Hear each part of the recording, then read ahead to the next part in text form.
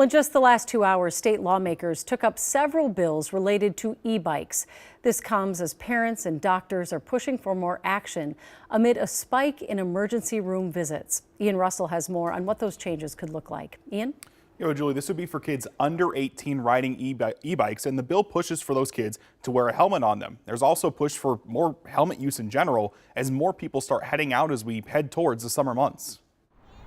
As the weather warms, more and more are out and about. E-bikes and e-scooters use is on the rise, thus we are seeing injuries also on the rise. With that comes risks that doctors are warning about. Since 2023, e-bike admissions have increased by 800%, while e-scooter admissions have risen by 80%. And one some families know personally. We never imagined something like this would happen to our family, but all it took was one ride without a helmet. 14-year-old Stella Michaels passed away after a scooter ride in Chippewa Falls 2 summers ago. Her parents, Danielle and Chris, spoke alongside medical professionals Tuesday at Gillette Children's in St. Paul, saying whether it's an e-bike or scooter, kids should wear a helmet. Make your kids wear the helmet, make it normal, and make it cool. At the state capitol, several bills related to e-bike safety are making their way through committee. And I call this meeting to order. That includes bills related to helmet requirements for kids on e-bikes under 18, speed limit ordinances for e-bikes in some areas, and definitions of e-motos. We're dealing with a new frontier here, and this is going to take,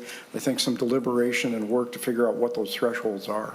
The Bicycle Alliance of Minnesota says they'll always advocate for helmet usage, but says this specific bill is one they can't support, arguing that some may not be able to afford a helmet or religious wear might make it harder to find one. Helmets are a piece of that, but if you're looking at what's going to accomplish that bigger goal of safety, it's going to be through infrastructure. A push for safety as the weather warms and this market grows, as everyone tries to figure out the best way to do that. If raising awareness can spare even one family from the trauma we see in the emergency department, the conversation is worth having.